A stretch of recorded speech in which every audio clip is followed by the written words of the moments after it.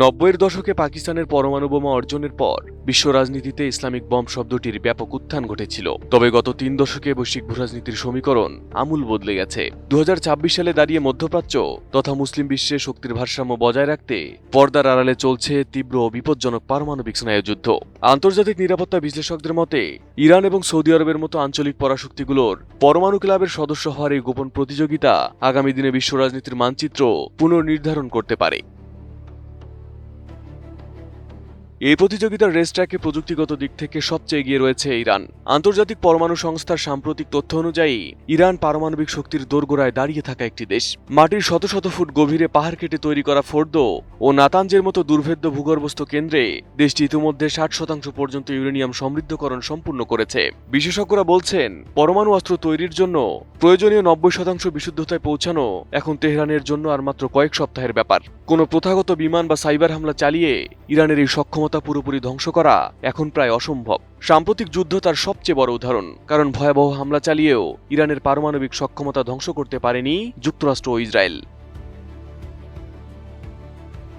নতুন বাংলাদেশ গড়তে এলো জুলফিকার স্টিল। জুলফিকার স্টিল। এদিকে ইরানের এই পারমাণবিক অগ্রযাত্রা সবচেয়ে বেশি চিন্তায় ফেলেছে তার আঞ্চলিক প্রতিদ্বন্দ্বী সৌদি আরবকে। রিয়াদ থেকে এর আগে স্পষ্ট বার্তা দেওয়া হয়েছে, তেহরান পরমাণু বানালে সৌদি আরব হাত গুটিয়ে বসে থাকবে না। এই লক্ষ্যে সৌদি যুবরাজ মোহাম্মদ বিন সালমান দ্বিমুখী কৌশল নিয়ে এগোচ্ছেন। একদিকে ওয়াশিংটনের সাথে মেগা ডিফেন্স প্যাক্টের মাধ্যমে নিজেদের মাটিতে বেসামরিক পারমাণবিক কর্মসূচি চালুর চেষ্টা করছে রিয়াদ। অন্যদিকে মার্কিন শর্তের বেড়াজাল এড়াতে চীনের সাথেও প্রযুক্তিগত যোগাযোগ রক্ষা করা হচ্ছে। এছাড়া সংকটের মুহূর্তে পাকিস্তানের সাথে থাকা দীর্ঘদিনের কৌশলগত সম্পর্ক বা পাকিস্তান কার্ড ব্যবহারের বিকল্প পথ রিয়াদের হাতে রয়েছে। ইতিমধ্যে পাকিস্তানের সাথে নতুন সামরিক চুক্তির মাধ্যমে ইসলামাবাদের পরমাণুর ছাতার নিচে চলে এসেছে রিয়াদ। এই পারমাণবিক সমীকরণ কেবল ইরান বা সৌদির মধ্যে সীমাবদ্ধ নেই। তুরস্ক ও মিশরের মতো দেশগুলো পর্দার আড়ালে নিজেদের সক্ষমতা বাড়াচ্ছে। রাশিয়ার সহায়তায় নির্মিত তুরস্কের আক্কু এবং মিশরের আলদাবা পারমাণবিক বিদ্যুৎ প্রকল্পগুলো আপাত দৃষ্টিতে বেসামরিক হলেও এগুলো দেশ দুটির প্রযুক্তিগত ভিত্তি মজবুত করছে।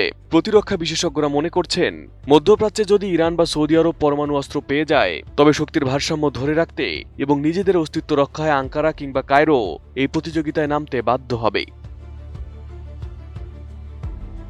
মুসলিম বিশ্বে কোনো নতুন পারমাণবিক শক্তির এই উত্থান চেষ্টাকে নিজেদের অস্তিত্বের জন্য সবচেয়ে বড় হুমকি বলে মনে করছে ইসরায়েল। একই সাথে ওয়াশিংটন ও পশ্চিমাদের একচ্ছত্র আধিপত্যকে চ্যালেঞ্জ করতে চীন ও রাশিয়া এই অঞ্চলে পারমাণবিক কার্ডকে অত্যন্ত চতুরতার সাথে ব্যবহার করছে।